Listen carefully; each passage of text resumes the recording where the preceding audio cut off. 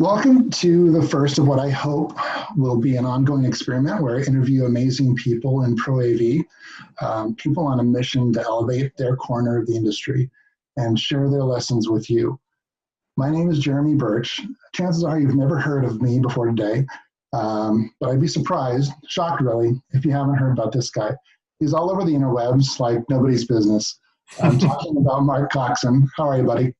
I'm doing well. I'm glad that we both joined the Plaid Shirt of the Day Club. Mark and I have, as you can kind of tell, known each other for a little while now. We first met while I was an engineer at an AV integrator here in Southern California, and Mark was our regional sales manager for Chief. I believe that was back in my CCS days, what's now going by the name of Lightworks in Southern Cal.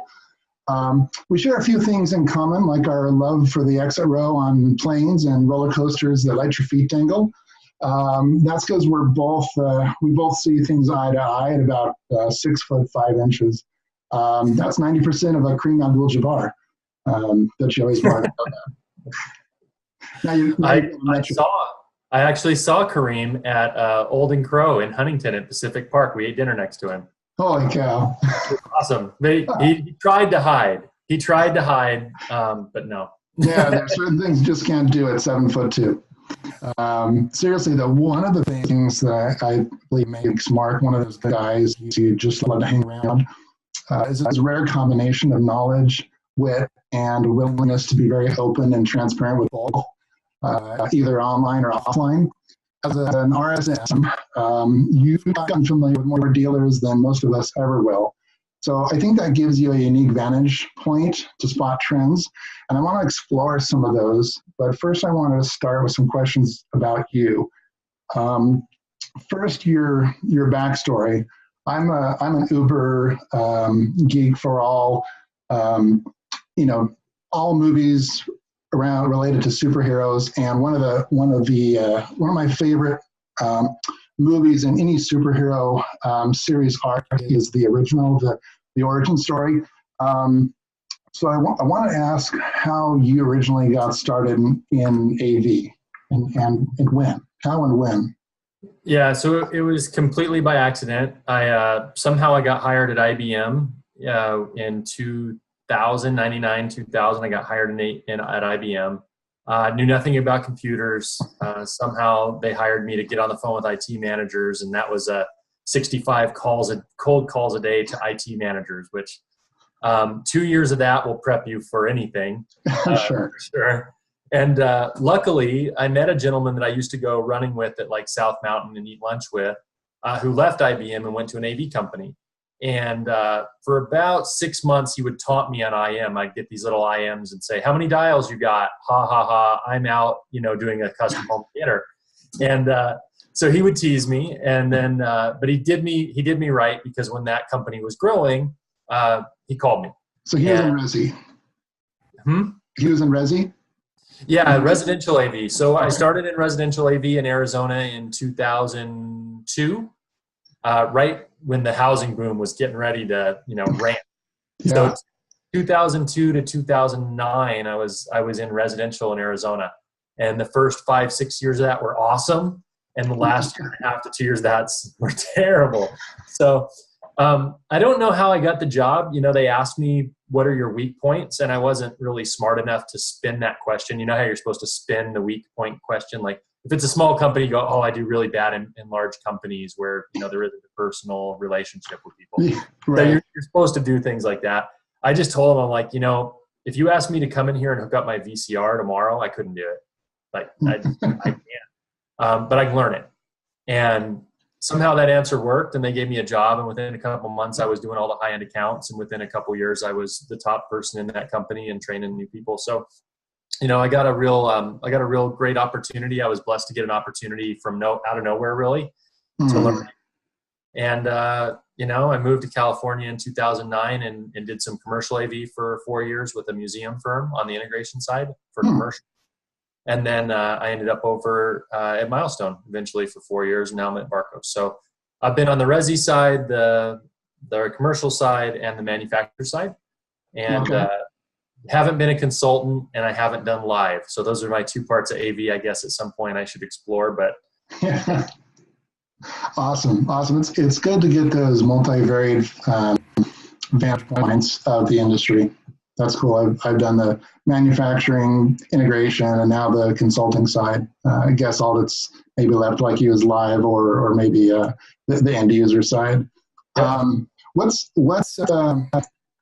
your number one activity or hobby, maybe you'd call it, outside of work? And I know you're a family man, so playing with your kids, it doesn't count. You got to. What's your just you activity that you're most into? Yeah, if I could do anything every day and make money at it, on Saturdays I teach Muay Thai at a Krav Maga gym. So before I had a real job, I used to Thai box. I used to fight at 155 pounds at 6'5". So I used to fight middleweight. Oh, wow. Had arms that were about that big around, and fought guys that were 5'6" that couldn't punch me in the face if they wanted to. So I was in a real kind of weird genetically spot. You're in a genetically superior position in the ranking. Yeah, at least in range. I mean, maybe not in power, but I was fast and long, so guys couldn't get a hold of me. But I do that every Saturday. I've been teaching at this Krav Maga gym for about, I think I'm going on 5 years now. So every Saturday for 5 years, I go down and got about 18 guys that come in, and guys and gals actually come in and punch around and do some sparring and hit some pads. And I really love that. That's probably my favorite hobby out of anything that I do. So cool. Awesome. So what are you currently up to? Who do you work for? Where are you based out of? And what's a project that you're currently involved in that you're, a work project that you're particularly excited about right now? I'm on the manufacturer side now for Barco, obviously. So I work for Barco, and I cover right now Southern California, Hawaii, and Las Vegas. So I have the worst cities in the world to visit. I have to go to LA, Orange County, San Diego, Honolulu, and Las Vegas, places nobody goes on vacation at or anything. Ever. Yeah. So terrible route that I have to take. So no, I get to go to some great places, and I work with, between Milestone and Hero, I've covered the same territory. So I've covered this territory for Chief Daylight Audio Barco. So, I've covered the territory in a lot of different ways. And so I'm very familiar now with the dealers in the area. So that's been good. A few projects I'm excited about always. And usually, as most of them go, they're ones that if they're not done yet, we really can't talk about them too much. Sure. But we've got one with a pretty well-known entity that's doing some great museum work that may have, 2 26-foot by 10-foot video walls, and then another 10 by 10 section somewhere where we may have, 720 square feet of video across a bunch of monitors going through a space, which would be awesome if that comes to fruition. I'm working on that one pretty heavy right now, trying to get it done for the first of the year. So, things like that are always fun. I always like things that are a little different in scope and scale. We have a lot of great products that, maybe onesies, twosies in a boardroom, and they're great products and they're low dollar and they're high value, but, probably wouldn't get as excited about doing wireless collaboration in a space as I do about something that's a little more immersive. So. Sure. Sounds like video walls are kind of where the most of the excitement lies for you right now. It must be nice kind of getting a break from sort of more, don't want to say basic products, but products that don't have as many moving parts electronically, to going from that, on the Chief and Daylight side, to products that are very electronically elaborate, with Barco. Yeah, for me, there are always 3 parts of the job, right? There's culture, there's pay, and there's challenge. So I guess if you said compensation, they're the 3 C's of getting paid, culture, compensation, and challenge. And sure. I had, Milestone has a great culture. The people are awesome. They always took care of me, so I could never complain there. But you're right. Sometimes there was a little bit of a challenge. And on the audio side, I got a little more of that technical challenge sometimes, which was nice. But yeah, Gary Kayye, one time I remember he introduced me to somebody he knew, and I write for him. And he introduced me as the most underutilized salesperson he knew. He's like, he used to sell bent metal, and now he sells paper that hangs from the ceiling. And I always kind of took that as wow, that if that's how I'm perceived, like I'm not using my technical chops, and maybe I should find a spot to do that. So this is fun to do that in. And I have guys that lean on me. I mean, I made the effort to go get my DMII through the CTS program. And so kudos. I do have a little bit of street cred where guys will give me designs to look over. They'll actually ask me, hey, I've got, 400 square feet of screen. This is how much light I have in the space. What type of projector should I use? How bright should it be? Yeah. And, so I have engineers kind of, I guess, bounce things off me a lot more. And it's nice to sit at that side of the table and not be on more of the accessories side, I guess. Milestone, we were more accessories, right? Every flat panel needed a mount, every projector needed a screen, and every video conferencing room needed a camera.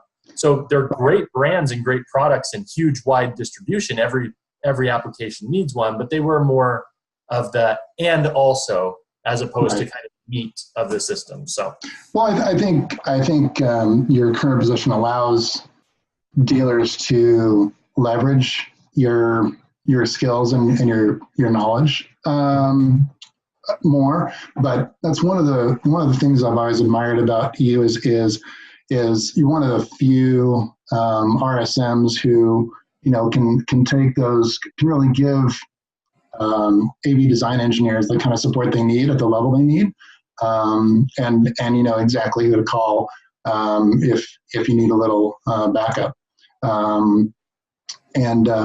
So is there something, as we kind of round out this question topic, is if you kind of take a step back and look at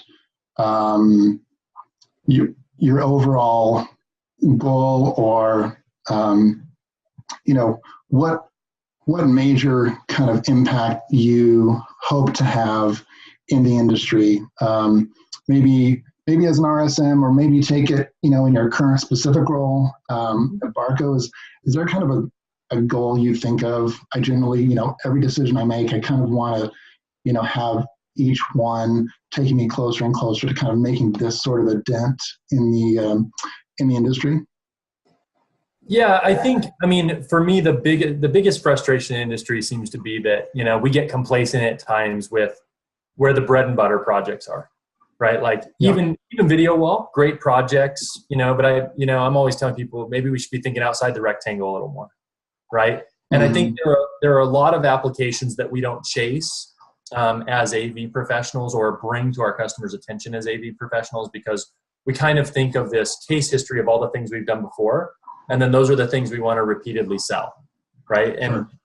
And I understand that for business continuity, and especially for ramping up to scale for profitability, it's nice to have those type of products and services. So I think they should be a good core of an integrator's business. But I think as an industry, I always want to start moving the ball forward from what are we doing now to where's the business going to be in 5 years, right? And, it looks like I'm going to be giving a talk with some folks that we all know and love. I don't think I can announce it quite yet, but, more on why immersive works, like the biology behind why does putting video out in your peripheral and pushing sounds out here, what does that do to your brain that makes you pay attention more, that's going to make you remember having that experience in that room, so that when you leave, if you go to a meeting, that call to action is that much stronger, so that people actually go out and do something with it, right? Because I always joke that, I see businesses spend a ton of money on branding, right? So you'll go to a Fortune 500 company and, that logo on their business card might have cost them $1 million. Seriously, but all the research and the colors and the graphic designers and all the iterations and whoever they did, that could cost them $1 million sitting on that card, that logo and that card and what that letterhead looks like. And the sign outside was $80,000. And then they'll go in their boardroom and they'll put in a $2,000 projector and they'll project it on the wall. And I'm sitting there thinking, like, this is your brand. You don't care about color. You don't care about geometry. Yeah, right. It's crazy, and you see things like that. And so I'm always trying to drive those type of conversations as well, where you spent millions of dollars to get people in the door. Yeah. Brand awareness out here. And now you've got your client inside, and you won't spend $50,000 to close the deal to have a room that works the way it's supposed to work. so that the people continue that brand impression through the process, right? Like they don't understand that once they come in the door, you're still branding yourself. And so, for me, it's the immersive side, and it's also kind of that quality side that if I can find ways to push those two messages, then I think I'm doing my job. And hopefully I can do some of that, within the realm of my role at Barco and see how far I can take it there. So, yeah, if I kind of synthesize, if I kind of pick up what you're laying down, it kind of boils down to value-based selling. In a lot of ways, it's helping lead the customer through a journey of the value of the system they're putting in, not just as a floating capital expenditure, devoid of any relative context, but having a direct impact and being an integral part of, like you said, their brand, which they've already invested so much in. Yeah, I've always joked that I probably have talked people out of buying more stuff than I've talked them into buying. Because a lot of people come to me and say, hey, I want XYZ. And I'm like, okay, well, what are we doing? What are we doing? What are we trying to accomplish? Because a lot of times, and it's not that I didn't sell them something else. I guess I'll say that, it's that they come in asking for one thing. And usually, we all have heard that analogy that nobody wants to buy a drill. They want a hole in the wall. Exactly. That's what they buy the drill for. So I always try to figure out, okay, somebody comes to me and says, I want 17 flat panels and I want, a video processor. I want to know, what are you doing? And let's make sure that that's the right stuff. I'm willing to sell you whatever you want to buy, but let's make sure that's the right stuff to accomplish your goal first. And so I always try to take the conversation back a level so that we get to where we need to go. And, I had a customer one time who said, hey, I was working for a university, and they're like, we want to add technology to our tour, to our campus tour. What do we need? And I said, question. Yeah, right. I mean, so I looked at the guy and I said, you know what? I said, what you and I should do together is we should actually go take a campus tour as it sits now, as students, let your person walk us through, and then I can come back to you and tell you where technology would enhance and add to that product, that process. And he looked at me and he's like, I've been here 7 years. I've never taken a campus tour. And so they didn't even know, sometimes people don't, they have a problem. They want a quick solution, and they'll just throw stuff at it. And not very many people ask them to back up and really think about, what are we trying to accomplish and where will it help? Let's not just spend dollars. I'm happy to take $250,000 from you. Yeah. Put it in the right spot to get some return. Right. You're looking at the long view, and more important than making a sale now of any type of product or whatever the customer thinks they want. It's much better, like you said, to steer them away from that if you realize it's not going to serve them well. You'll just make a customer for life in doing so. I wanted to kind of have a conversational palate cleanser, kind of like the can of coffee beans when you're trying on cologne or something. Just to kind of transition us into the next couple of questions. What would people be surprised to know about you? I was a very shy little kid. I had trouble talking. I did. I had trouble talking. I was very shy with girls. I had like 2 girlfriends all through high school. And then my third one is my wife, for the most part, that I married. I met my wife at 19 years old. So, I was a young guy and been married 17 years, but very shy kid. And, I didn't take criticism or confrontation well at all, which, given like crosstalk and things that I've done now, seems really out of character. But I would fight with the kid across the street, and his dad would come yell at me, and I would bawl. At 16 years old, I would cry like a 2-year-old in the doorway if somebody yelled at me. I just couldn't handle it. And so, I kind of had a process. It's actually why I joined Muay Thai at that time. I'm like, I needed somebody to get me out of my shell a little bit. Interesting. Okay. So that was kind of the segue for that into life. Yeah. And then, what really broke, I guess, that barrier of shyness with me is I started waiting tables through college.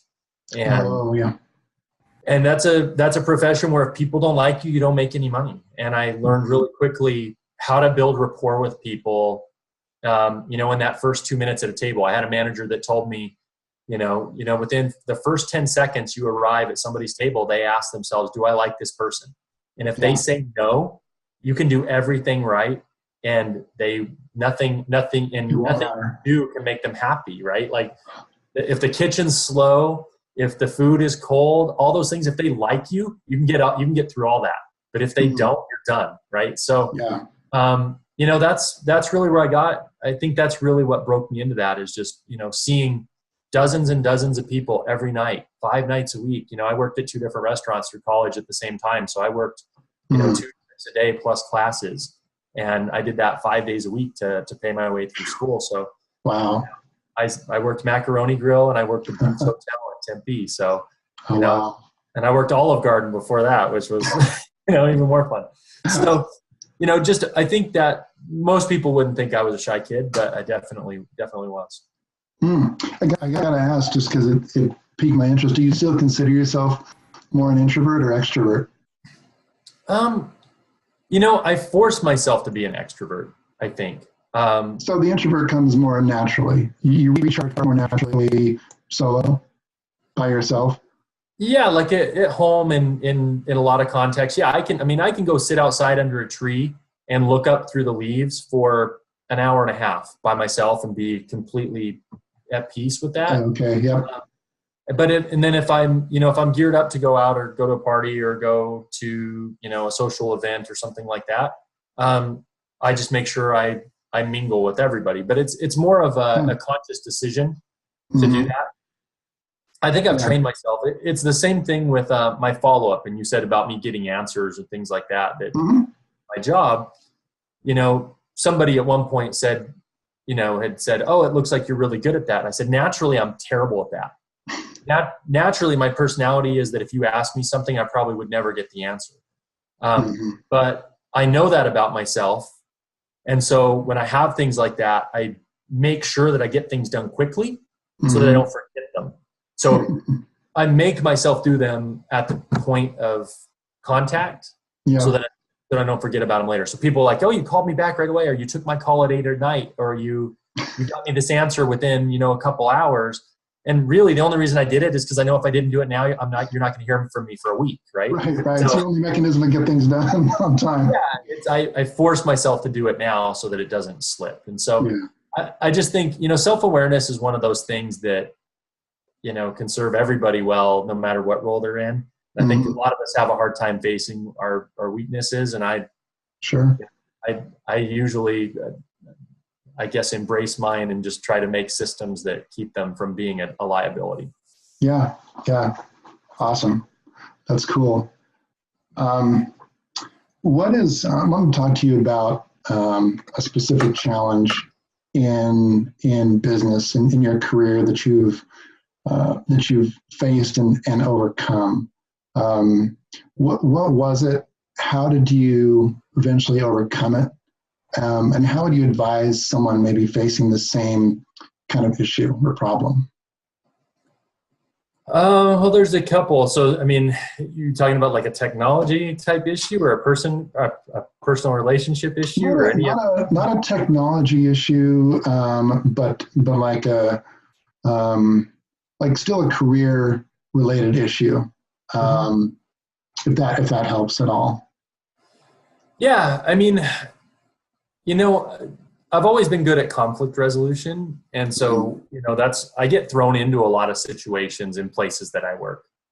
And, I'd say one place that I've always had a challenge or been put in challenging positions, as AV people, we know something happens called scope creep, right? Sure. So we have a customer and the customer thinks they bought XYZ and we told them ABC. And when we get done, there's a difference between what we wrote down on the piece of paper and what the expectation in their head of what the system did and looked like is, right? Yep. And it's always for every integrator, I think that's a challenge of reconciling that. What did the customer buy on paper and what did they think they bought? And now how do we make sure that they're happy with the end result? Yeah, I call it defining the finish line. How does everyone know when they've gotten there? Exactly. Yeah. And, even as a consultant, I had this debate with Leonard one time, or heard this debate with Leonard Susskind, who works for Whitlock now, but he was at Shin.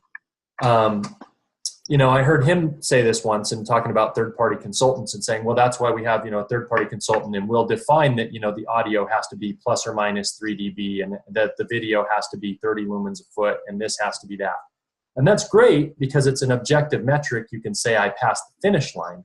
However, the client who's talking about this in the beginning, they don't know what 30 lumens a foot looks like. No. They just trust that it's going to look good because you said that's the target you should use. Right. And so you're still, I think, in that case, managing these expectations. So for me, a challenge I always had was I would get thrown into some of these situations. And so the situation you get thrown into, just to be clear, is kind of a integrators already at odds with their customer because there's some miscommunication or difference of opinion on what the finish line is and where it's been drawn and what it looks like, and then they pull you in as a manufacturer, a representative of the manufacturer. Sometimes, yeah, like I had that actually with an issue we were talking about earlier, where the customer had an idea of the finish line for a room that they were working on. Happened to be a projection system in a room, and they had an idea of the way that they wanted this room to work. The integrator had sold a piece of hardware that couldn't exactly fit that, and no piece of hardware could. This goal line that the customer had in mind was to have complete optical range of multiple formats in video. Right, and multiple aspect ratios. Yeah, they didn't want to do aspect ratios, have no black pixels. Exactly, and have no digital manipulation of the space. Right. But unfortunately, the throw of the projector and the size of the screen meant that to get all those aspect ratios, you actually needed to have two different lenses. You couldn't do it all with one projection lens. So you either had to make some compensation on size and do it all optically, or make some compensation on scaling and do it. And so, we had to walk through that and get to a point where the customer was happy with what that new finish line was. So we actually had to mid-project define a finish line. This room isn't working the way you want it. I can make it work this way, or I can make it work this way. And here are the pros and cons of both. And I'm happy to add some resources here to get to that finish line. But we need to define that first and be comfortable with the compromises that would come with either or. So it was kind of one of those where me as a manufacturer, I didn't sell the job, I didn't design the job, I didn't install the job. It's the integrator, and the integrator just wants their customer to be happy. And the customer is giving them a task that is impossible to do with anybody's hardware, right? So you really have to kind of step in and say, here, I'm here to help you. I want to get this room working the best way it can. Let me understand your situation. And really, I had a meeting where I drove out, a week ago, I drove out and I really listened. I drove 2 hours to listen to a guy for 10 minutes, tell me what he wanted to do in the room. But he needed somebody there to feel like he was getting an audience. And I didn't try to explain the technical difficulties. I listened to him. So for me, the most important thing I learned in waiting tables and any kind of thing is listen. So listen first. Then you restate the problem to make sure you understand what it is. Sure. Offer a potential solution or two, and then ask for suggestions. And so in that meeting, I just listened, and then I restated. Here's what I believe my marching orders are. I left. I did a little bit more research to make sure I had the right solutions. I proposed 2 solutions to them. Said, if you think of something else that works better, please feel free. I'm open. And then they were able to choose one of those and go forward. But I think giving people agency is a huge part of that, is that asking them for suggestions like, hey, this isn't a take it or leave it A/B.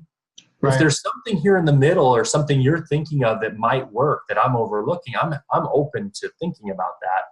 And most of the time, even if there's not anything, it makes them feel like they're more in control of a take it or leave it A or B situation. Right.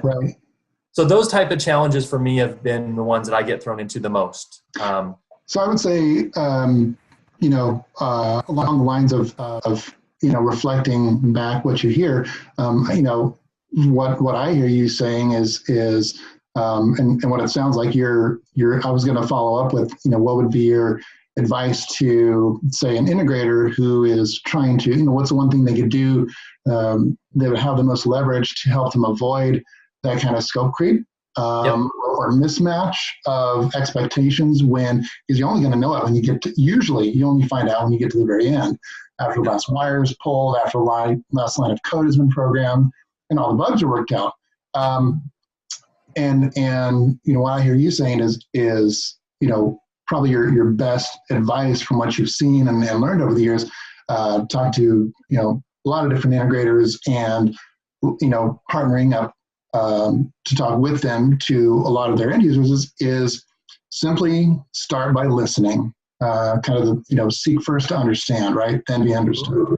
Listen to them, try to understand what they're getting at, reflect back what you think you hear them saying, so they have, like you said, some sense of agency or involvement in the process. If you need to do research, go away, do research, and then present what you believe is the solution, or optimally are a handful of solutions, maybe 2, maybe 3 at most, and let them pick from those.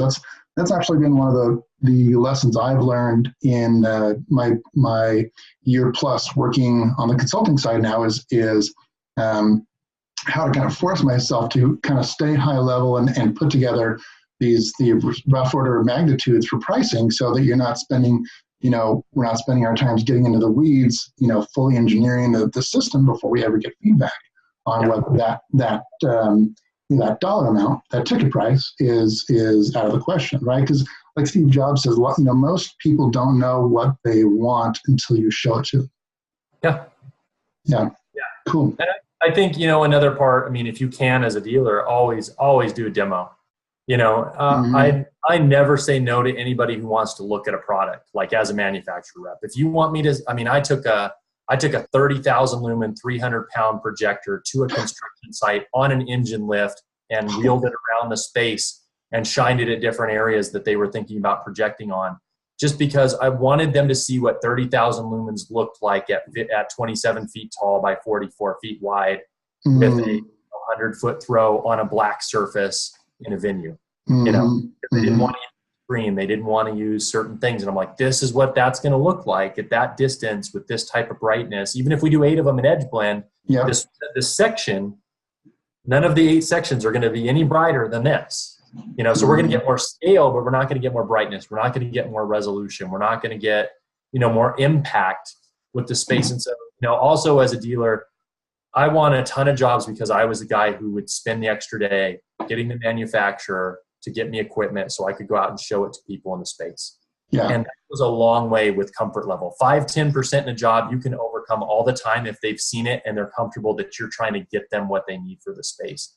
And so if you're a dealer out there, besides the listen, obviously the listen, reflect, not coming in with a list of stuff you want to sell, with a blank piece of paper, listen to the needs, figure out what they need, and when you propose a solution, offer a demo. Like, this is what I propose. This is how much it costs. And guess what? I can get you the low-cost one and the high-cost one. We'll look at them side by side, and I'll show you why I picked what I picked.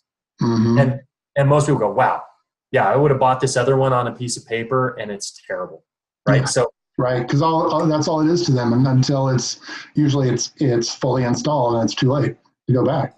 Yeah, and that's, on major things, you're not going to do that with every video extender. Let me show you how this video extender works. Let me show you how this Cat 5 jack works, right? You're not going to know everything.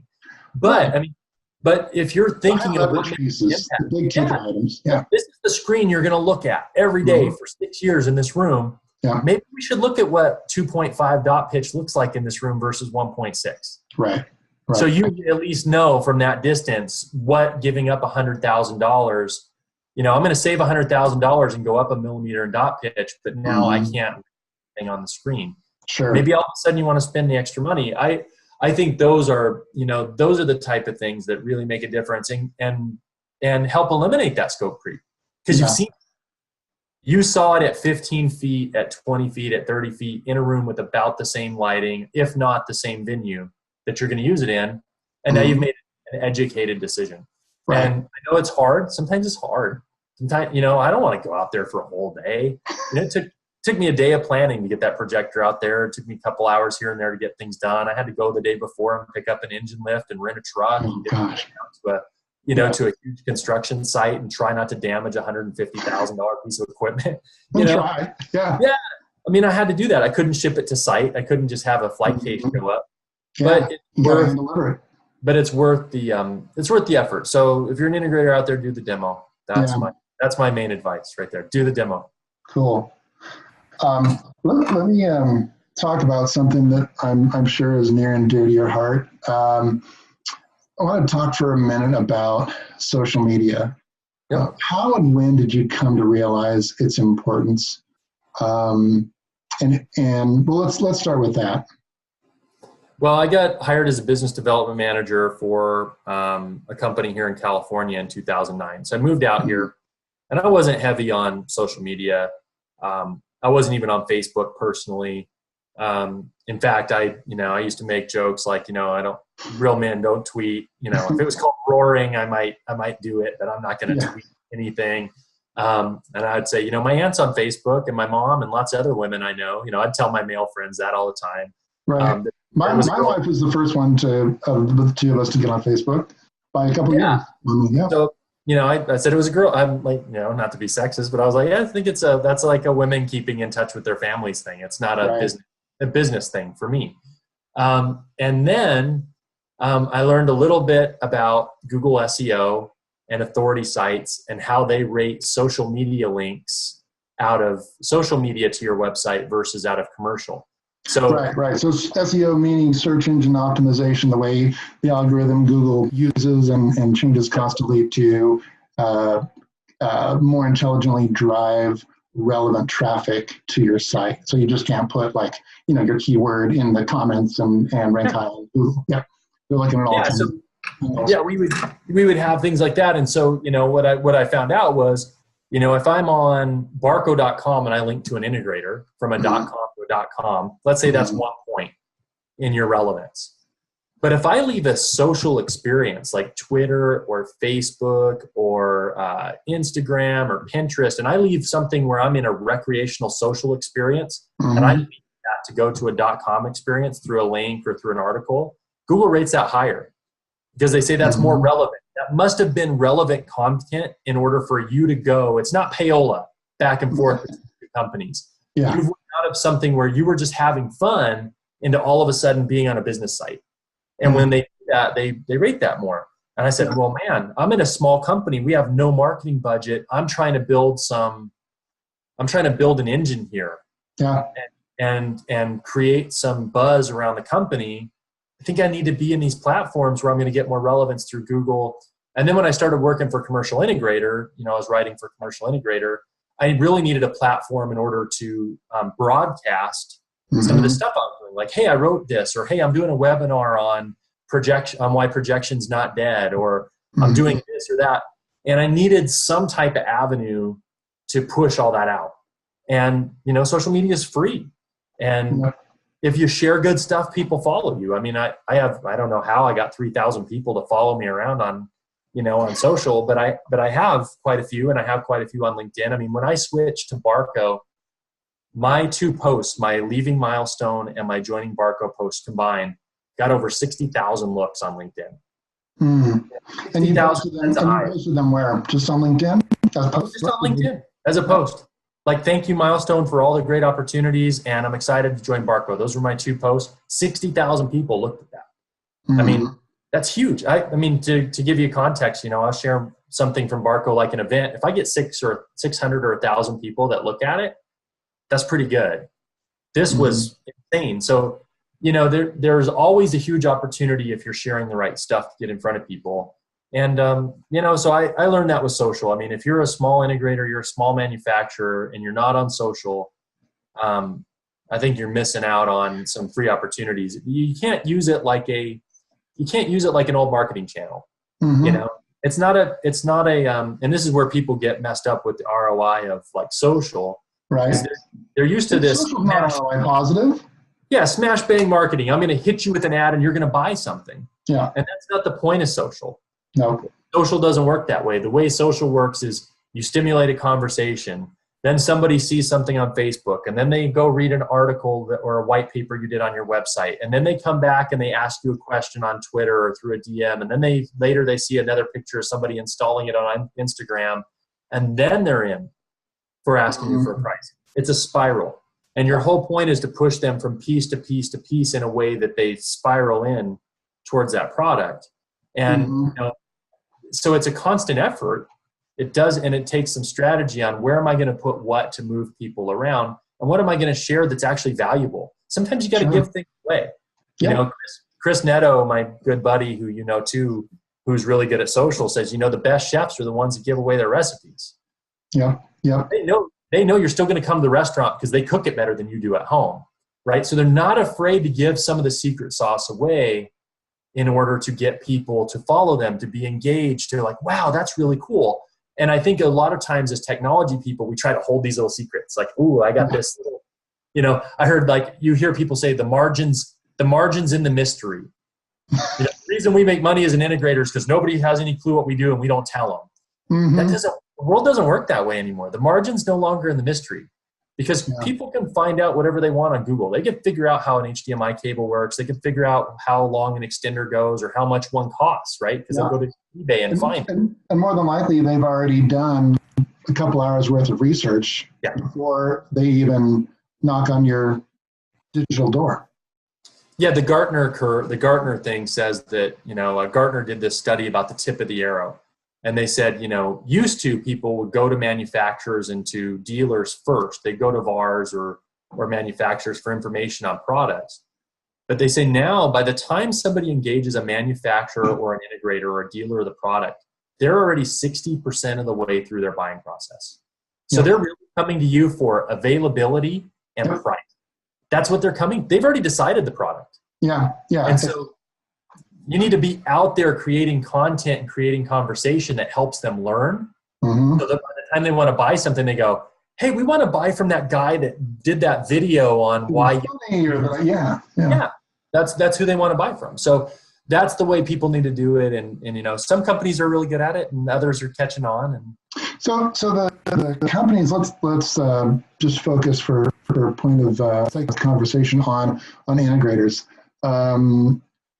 Pro AV integrators who you've seen who do it well,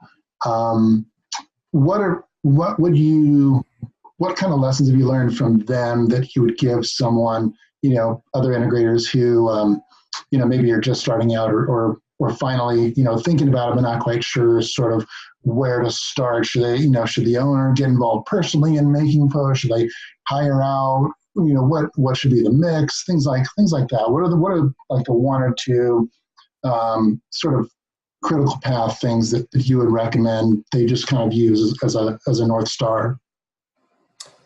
I really think it depends. I mean, it has to be the personality of the company, number one. So, if you're a small company that's known for personal service, then I would say the owner or the vice president or the director of sales or whoever's out doing the networking should be doing a lot of the social, right?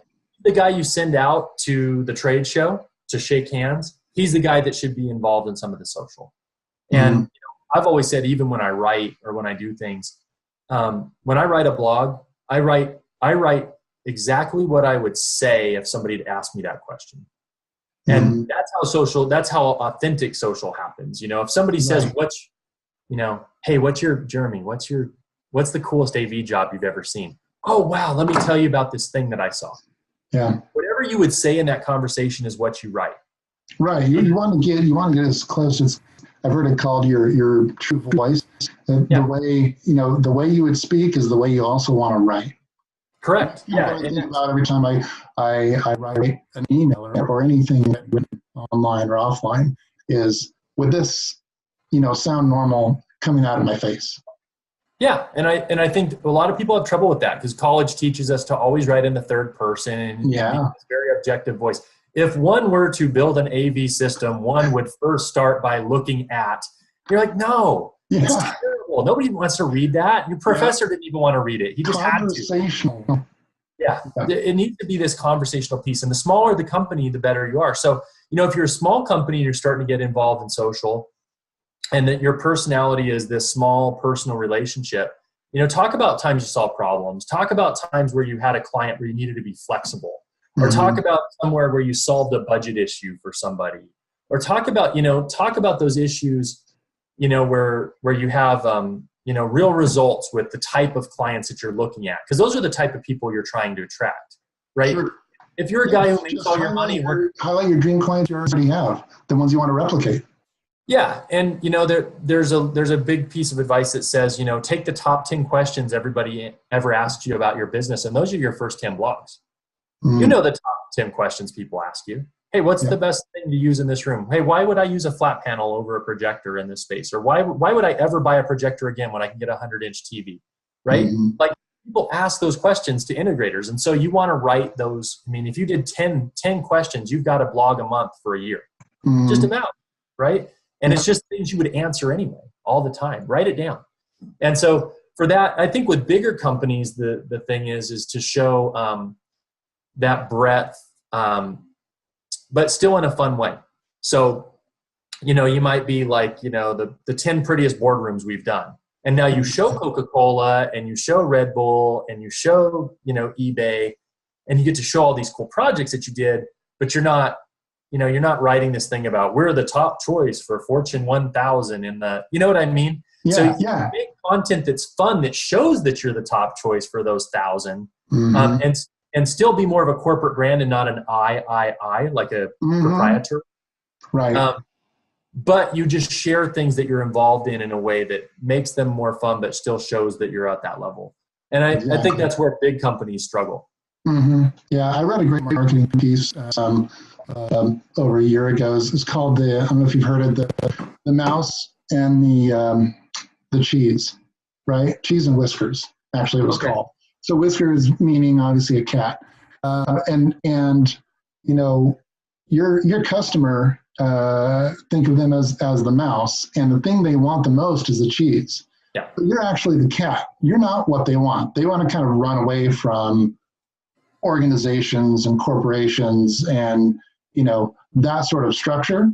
Yeah. But if you can help them get the cheese without kind of giving yourself away and making it all about you, keep pointing them to the to the end goal, the thing they want more than anything, is to solve their headaches, then you win.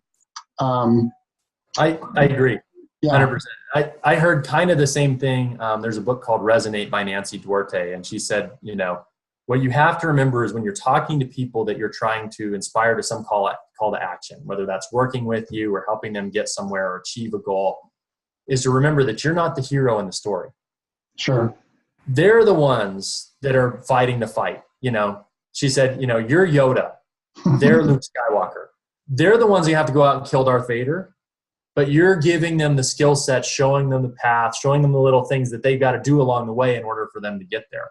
And as long as you continue to keep them in the hero role, hey, here's how we're going to help you connect better with your customers, and you're going to rule the world from whatever industry you're in based on this and this is how we're just going to help you accomplish this goal.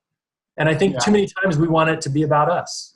Right? Like, we're the best, biggest, we're the strongest integrator in the world, and you need to hire us because we're the biggest and the best. And you're not putting them in that role of, this is how we're going to help you do what you need to do to get to the next level. And you're 100% right. Yeah, you're not, when you position most people position themselves as the cat. I'm the big, scary thing. Yeah. Hey, look at me. Whiskers. I'm over here. The cause. Yeah. So it's, you gotta resist that. So. Okay, cool. Review to close. I want to tap in a little bit more before we leave about some of what you've seen out there from your exposure to a variety of different dealers in your role as an RSM. And talk about specifically software. There's two main schools of thought, right? There's software that that you install on your computer, and then there's software that lives 100% in the cloud. What are you seeing, if you get insight into this sort of thing, what are you seeing integrators moving towards, and what kind of things are they using SaaS or this cloud-based software to help them run in their businesses more and more as you're seeing it? Yeah, I think we're seeing more and more people embrace cloud, especially as wireless and Wi-Fi and all those things become faster and more reliable, and all the problems that people had before with cloud-based services seem to be going away, and security concerns seem to be getting they come and go and ebb and flow, obviously, but there's a reasonable amount of security that you can employ now with encryption and things like that for keeping company information in a central repository. So right. I've seen a lot more people be open to that, even on the control side, which I know you did some work on a cloud-based control company. We have some cloud-based control in my company that people are really excited about, and even some cloud-based content sharing that people are excited about. So, at all levels, I think people are starting to really get more comfortable with the cloud, and using it for those things. And with mobile devices now having access to the internet all the time, right. Those cloud-based services become more and more helpful. I'll tell you, one thing, even like we use a CRM where I'm at now, and the one thing I really wish we had was some type of online cloud-based access to it. I can only use it on my computer, and I've used other versions before where I had an app on my phone that was cloud-based. I could go in and get those things. Sure. And so, I think especially as our workforce has become more and more mobile, as we start to let people work from home and work from other places, cloud-based is obviously advantageous in a lot of ways. So we don't have to park a server or a laptop with certain, hardware specifications in somebody's house in order to use all our programs, or have to VPN all the time from wherever you're at. So, right. Yeah, I mean, I was never a fan of wireless in the beginning because it was slow, and it was, as we just had right here a few minutes ago, you were subject to glitches sometimes, things like that, but for now, for the most part, I mean, you can get through a big chunk of most everything. And if you have to reboot once in a blue moon to get things to work, it's not a big deal. So Sure. Okay. And last question, this is a little bit of a shift from software. When that to make any system work, it's not just it's not just the major parts and pieces, right? It's the little parts and pieces that kind of go with them and support those. Maybe it's mounts that go with the display, or a power supply that goes with that something needs that doesn't usually ship with those little, what I call like hinge pieces in the system. Were there instances with the companies you've represented in the past where it seemed like on a fairly regular basis there were certain things that just were typically forgotten, and what were they? Yeah, so you're talking to a guy who in most cases was responsible for doing all my own design on all my own AV projects. All right.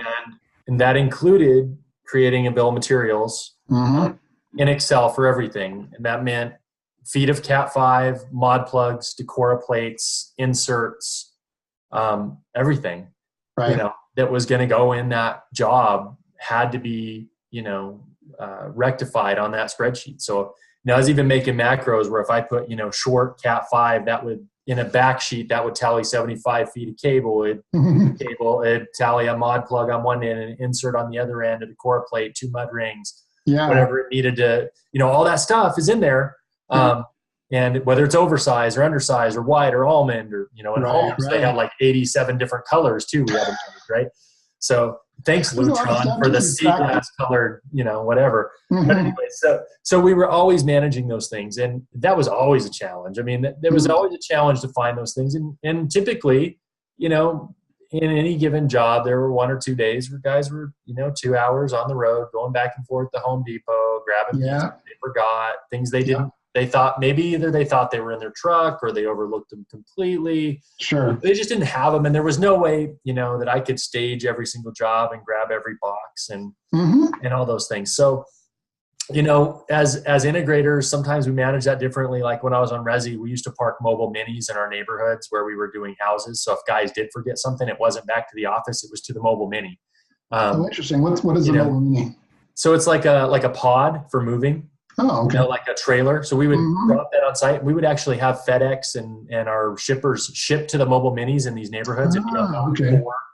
And they would deliver there, and we would keep inventory on those. But then we had theft and all sorts of other things, that sure. And then imagine doing inventory at the end of the year when you have 97 trailers parked around Arizona that you have to go inventory each individually and then reconcile all that. Yeah. So it wasn't ideal. It was a workaround is really what it was. And I think a lot of integrators are caught in that. They're in workarounds, right? They're 87 spreadsheets and trying to do, some people use D-tools or some people use Simply Reliable, but then that part doesn't manage their inventory, or that part doesn't manage their sales reports or their sales proposals. And so you have all these kind of like tools, but none of them all meld together. And I think that's why made from the ground up, focus on the Pro AV market either. I mean, D-tools came from Resi and definitely still has some, a lot of backbone at its core that still models that Resi works. That just doesn't work for Pro AV. No. So I found the same thing. I talked to a bunch of other guys, did a bunch of other interviews, AV engineers who kind of told me the same thing. Unprompted, and so no one was really finding a workaround for it outside of, like you said, kind of making their own cheat sheets in Excel and really stretching Excel to more than what it could do, but that's all they knew. So that's kind of the limit of what they had available. So I'm actually working on a solution. If anyone is interested, feel free to hit me up, jeremy@jeremybirch.com. I'll put the email in the notes. And for your info, Mark, as we're kind of all wrapped up, thanks for giving me time tonight. I really appreciate it. I love every time we get to chat. What's the best place to find to keep in touch with you? Twitter. I'm always active on Twitter, at AV Phenom, obviously on Twitter. Self-proclaimed nickname, but it's so at AV Phenom on Twitter. I am on LinkedIn, obviously, Mark Coxon on LinkedIn. Or you can find me Barco. Barco is mark.coxon@barco.com. If anybody wants to hit me at work, that's an easy way to hit me as well. And I'm happy to interact in any way that people want to interact with me. I need more friends, more friends. So. All right. Lovely. Well, I'll put all that stuff so people can reach out and hopefully someone sees who has not met you before and reaches out. And I know you actually have busy next 3 days with some product open house for Barco Unicy. So that's exciting. I plan to be there near the end of the third day. So I'll see you there. Cool. All right. All right. Thanks, Jeremy. Take care. See you, Mark.